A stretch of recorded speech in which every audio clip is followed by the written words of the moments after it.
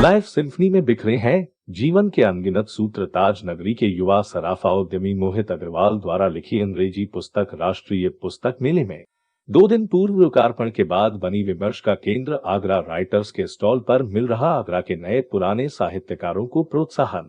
अक्षरा साहित्य अकादमी के राष्ट्र स्तरीय प्रयास को मिल रही सराहना। मोहित अग्रवाल ने कहा, विश्व गुरु भारत और युद्धरत विश्व के कल्याण के लिए वैचारिक सत्ता की प्रतिष्ठा जरूरी। देखिए, मेरा नाम मोहित अग्रवाल है। पेशे से मैं सराफा कारोबारी हूँ, चांदी का व्यापार है मेरा। लेकिन बचपन से ही पढ़ने लिखने का शौक़ मुझे रहा है, तो इसलिए वो विचार जो मेरे थे वो इस किताब के रूप में परिणत हुए हैं। क्या क्या विचार हैं और क्या क्या महत्वपूर्ण बात है? जैसे आप इसमें देखिए, इसमें 27 सामाजिक विषयों के ऊपर लिखा हुआ है जो हमारे जीवन में आते ही रहते हैं। जैसे इसमें यदि आप देखेंगे तो पहला चैप्टर संत महात्मा है, दूसरा चैप्टर विजडम है, फिर पेरेंटिंग भी है, लड़के लड़कियों के बीच के संबंध, पति पत्नियों के बीच के संबंध, और ये मोबाइल इंटरनेट, और एक विषय इसमें शिक्षा और भाषा के ऊपर है, और दिल और दिमाग की, दिल से सोचना चाहिए कि दिमाग से सोचना चाहिए। कुछ विषय इसमें सामान्य ज़रूर हैं, लेकिन उनको रोचक बनाने की ज़्यादा से ज़्यादा कोशिश की गई है। उसमें ऐसे एंगल डाले गए हैं जो आज तक नहीं डाले गए। जैसे इसमें एक चैप्टर है फेथ एंड सुपरस्टिशन। उसमें ये बताया है गाय, कुत्ते और बंदर, इन तीनों का डिफरेंस बताया है, और कैसे जो इनसे आस्था जुड़ी है, कितनी वो आस्था है और कितना वो अंधविश्वास है। जैसे मैंने इस किताब में ये लिखा है कि बंदर हनुमान जी का रूप नहीं होते। ये हमारे एक धारणा है, लेकिन ऐसा नहीं है। इसका मैंने एक उदाहरण के रूप में समझाया है कि गाय को यदि आप रोटी देते हो तो वो केवल अपना सिर हिलाती है, कुत्ता आपके पीछे पीछे भागता है, लेकिन बंदर जो होता है वो आपके हाथ से छीन के भाग जाता है।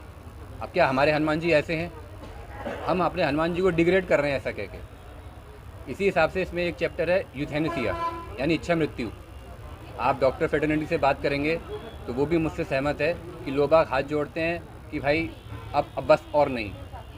तो वो सबसे मेरा छोटा चैप्टर है। उसमें मैंने ये लिखा है कि जब सारे रास्ते बंद हो जाएं तो इच्छा मृत्यु में कोई गुरेज नहीं होना चाहिए। इसी हिसाब से एक इसमें चैप्टर है 2 क्वेश्चंस। उसमें मैंने महिलाओं से ये प्रश्न पूछा है कि आप हर चीज़ के लिए पुरुषों को दोष देती हैं, कभी आप अपने ठाकुर जी या ईश्वर से ये पूछिए कि उन्होंने आपको शारीरिक रूप से कमज़ोर क्यों बनाया है। इसमें हमारा दोष तो नहीं है।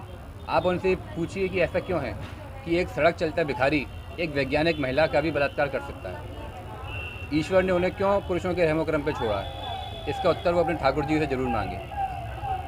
दूसरा क्वेश्चन जो उसमें है वो है कि ये जो आजकल जो इसका उत्तर कभी मिल नहीं पाया, जो जादू टोना होता है, रहस्य होता है, किसी को नज़र लग जाती है, उतर जाती है, ये ऐसे रहस्य हैं कि मैंने इसमें बहुत खोजा, लेकिन इसका 100% उत्तर नहीं मिला।